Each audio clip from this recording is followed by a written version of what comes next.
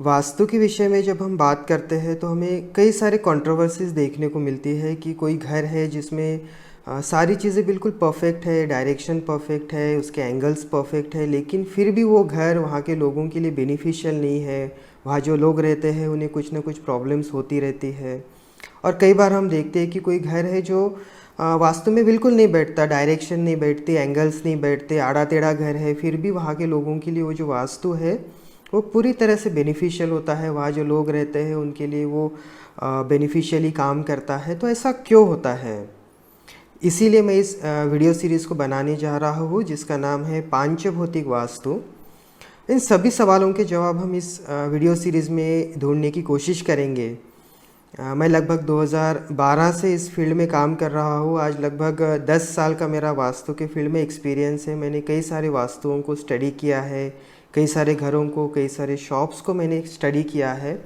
और जिसके बाद जो मेरा जो रिसर्च है, इसके बाद जो मेरा एक्सपीरियंस है, उसके ऊपर बेस्ड ये जो वीडियो सीरीज़ है मैं बनाने जा रहा हूँ जिसका नाम है पांचभौतिक वास्तु सीरीज़।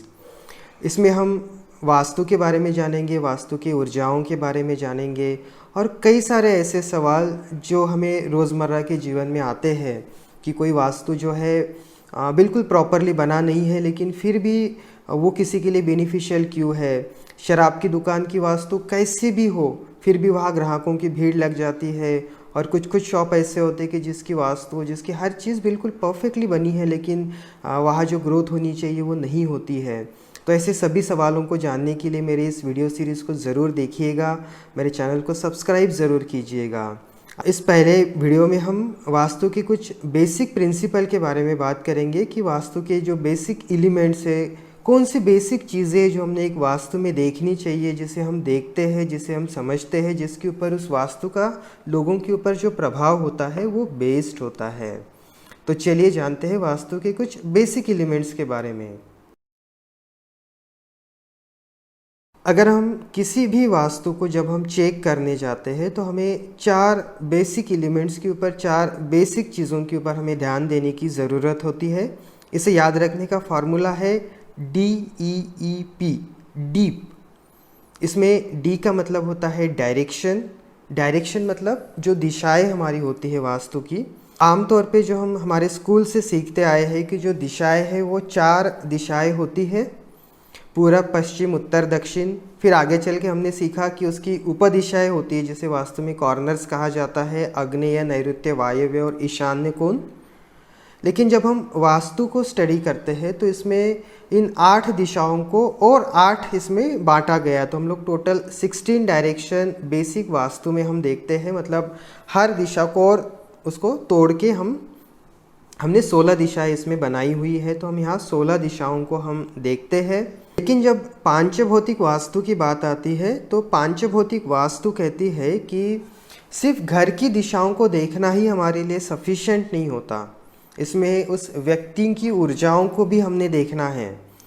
तो हमारी जो ऊर्जा है, हमारा जो आभा मंडल है, हमारे शरीर के चारों ओर फैला हुआ है।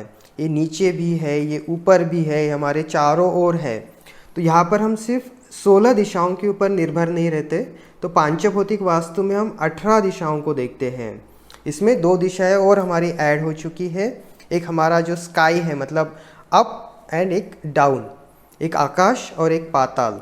मतलब हमारी 16 दिशाएं, 4 मुख्य दिशाएं, 4 कॉर्नर्स, और हर एक को फिर हमने और एक एक इसमें ऐसे बांटते हुए हमने उसकी 16 दिशाएं हमने बना ली है। और एक ऊपर और एक नीचे, ऐसे हम लोग 18 डायरेक्शंस को इसमें हम देखते हैं। तो ये हो गया डायरेक्शन के बारे में। आने वाले वीडियो में हम डायरेक्शन के बारे में और जानकारी हासिल करेंगे कि हर डायरेक्शन हमारे जीवन में क्या प्रभाव लाती है, कौन से प्रॉब्लम के लिए हमने किस डायरेक्शन को एज ए सोल्यूशन या एज ए चेक करने के लिए हमने यूज़ करना है। इसे हम आने वाले वीडियो सीरीज़ में देखेंगे। तो यहाँ हमने सिर्फ एक देखना है कि जो दिशाएं हैं वो 18 दिशाएं हम लोग पांचभौतिक वास्तु में देखते हैं। दूसरा होता है ई का मतलब होता है एलिमेंट।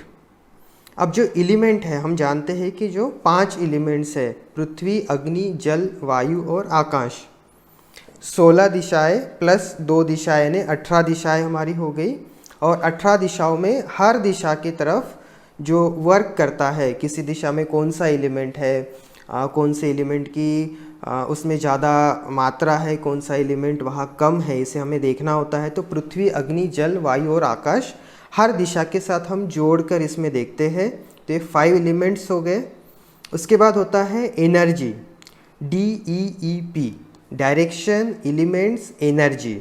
अब ये जो एनर्जी है ये वास्तु में बहुत ज़्यादा इम्पोर्टेंट रोल प्ले करती है। बिकॉज एक जो सवाल सभी लोग कहते हैं कि कोई वास्तु प्रॉपर नहीं है फिर भी बेनिफिशियल है, कोई वास्तु बहुत परफेक्ट है फिर भी बेनिफिशियल नहीं है। इसका कारण है उसकी एनर्जी। एक जो घर है उस घर की एनर्जी 2 चीज़ों से बनती है, उसकी स्ट्रक्चर से बनती है और उस घर में जो चीज़ें हम लोग रखते हैं उससे एक बनती है, और वहाँ जो लोग रह रहे हैं, जो हम लिविंग क्रिएचर है, एक्चुअली हम लोग लिविंग क्रिएचर हैं। हम क्या कर रहे हैं कि हम हमारे शरीर के चारों ओर एनर्जी को इमिट भी कर रहे हैं, हम एनर्जी को एब्सॉर्ब भी कर रहे हैं। तो हम जो है चलते फिरते एनर्जी के सोर्स हैं। तो कई बार हम इसमें देखते हैं कि वहाँ जो लोग रहते हैं किसी वास्तु में, उनकी ऊर्जा अगर उस वास्तु की ऊर्जा के साथ अगर नहीं मिलती है तो ऐसे लोगों को उस वास्तु में प्रॉब्लम हो सकती है। इसीलिए हम ऊर्जा देखते समय वास्तु की ऊर्जा को देखते हैं, हम डायरेक्शन की ऊर्जा को देखते हैं, उस वास्तु में जो चीज़ें रखी हुई है उनकी ऊर्जाओं को चेक करते हैं, प्लस लोगों की ऊर्जाओं को चेक करते हैं। मान लीजिए एक घर में 4 लोग हैं और उन 4 लोगों की अलग अलग ऊर्जाएं हैं, तो उन्हें हम लोग कई बार सलाह देते हैं कि उन्होंने अपने जो बेड्स है, अपने जो लिविंग है, उन्होंने ऐसे ऐसी जगह पे एडजस्ट करना चाहिए। फॉर एग्जांपल किसी घर में बच्चे हैं और बच्चों की ऊर्जा अगर हम हमेशा कहते हैं कि बच्चों की जो बेडरूम है वो वेस्ट में होनी चाहिए, बच्चों के लिए अच्छा होता है, लेकिन उनकी ऊर्जा अगर उस वेस्ट के लिए मैच नहीं कर रही है, अगर उन बच्चों की ऊर्जा अगर ईस्ट के लिए मैच कर रही है, नॉर्थ ईस्ट के लिए मैच कर रही है, तो हम उन्हें एक एक कोने में ले जाके उस ऊर्जा को चेक करते हैं और फिर हम उस कॉर्नर में उन बच्चों को सलाह देते हैं कि उस कॉर्नर में बैठ के वे स्टडी करें, और हम देखते हैं कि उनकी ग्रोथ होना शुरू हो जाती है। इसलिए घर में ऊर्जा बहुत ज़्यादा इम्पॉर्टेंट रोल प्ले करती है। इसके बाद हम देखते हैं पी का मतलब होता है प्रपोर्शन। मतलब एक घर है, उस घर में एलिमेंट्स प्रॉपर है, उस घर में एनर्जी उन एलिमेंट्स की प्रॉपर है, लेकिन उसका जो प्रपोर्शन है, कौन सी ऊर्जा किस प्रमाण में रहनी चाहिए, अगर वो प्रमाण अगर सही नहीं है तो वास्तु में जो काम आप करना चाहते हैं वो आप नहीं कर पाओगे। फॉर एग्जांपल किसी को प्रॉपर्टी डीलिंग का काम करना है और वहाँ पर अगर स्काई एनर्जी अगर ज़्यादा है तो प्रॉपर्टी डीलिंग का काम वो नहीं कर पाएगा। अगर स्काई एनर्जी का प्रपोर्शन वहाँ ज़्यादा है तो प्रॉपर्टी डीलिंग का काम वहाँ नहीं कर पाएगा। इसके अलावा मान लीजिए कि कोई व्यक्ति है जो मोटिवेशनल स्पीकर है और वहाँ पर अगर अर्थ एनर्जी बहुत ज़्यादा है तो वो इनसिक्योर फील करने लगेगा, वो मोटिवेट कर ही नहीं पाएगा किसी को। बिकॉज किसी को जब मोटिवेट करना है तो वहाँ विंड एनर्जी और फायर एनर्जी का ज़्यादा होना ज़रूरी है, उसका प्रपोर्शन ज़्यादा होना ज़रूरी है। इसलिए प्रपोर्शन जो है बहुत ज़्यादा इम्पॉर्टेंट रोल प्ले करता है। कई बार हम जब वास्तु विज़िट के लिए जाते हैं, वहाँ के लोगों की ऊर्जा को हम देखते हैं, वहाँ के घर के एनर्जी को हम देखते हैं, तो हमें पता चलता है कि उस घर की जो ऊर्जा है उन लोगों के काम के लिए, उनके माइंडसेट के लिए प्रॉपर प्रपोर्शन में नहीं है। तो ऐसे में वहाँ का जो प्रपोर्शन है उसे एडजस्ट करना भी कई बार ज़रूरी हो जाता है। इसलिए जब हम पांचभौतिक वास्तु की बात करते हैं तो उसमें हमने 4 चीज़ों को देखना है, DEEP, direction, element, energy and proportion. अगर ये 4 चीज़ें एक वास्तु में अगर परफेक्ट है, उस घर के लोगों के लिए, वहाँ जो कामकाज हो रहा है उसके लिए वो वास्तु पूरी तरह से परफेक्ट बन जाती है। इसलिए हमने सभी चीज़ों को यहाँ गौर करना ज़रूरी हो जाता है।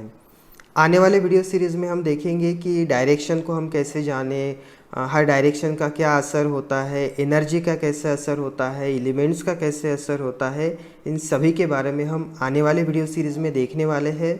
अगर आपको पांचभौतिक वास्तु के बारे में कोई सवाल है, आपके कुछ क्वेश्चंस है, तो आप नीचे कमेंट कर सकते हैं। और अगर आप हमारा फ्री वास्तु ग्रुप अगर ज्वाइन करना चाहते हैं, जिसमें मैं वास्तु के टिप्स वगैरह शेयर करता रहता हूं, तो इसके लिए आप मुझे व्हाट्सएप पर कांटेक्ट कर सकते हैं। मेरा कांटेक्ट नंबर मैंने इस वीडियो के आखिरी में और नीचे डिस्क्रिप्शन में दिया हुआ है। अगर आप कांटेक्ट करना चाहें तो आप कर सकते हैं। आज की वीडियो में बस इतना ही। नेक्स्ट वीडियो देखने के लिए मेरे चैनल को सब्सक्राइब करना ना भूलें। Thank you.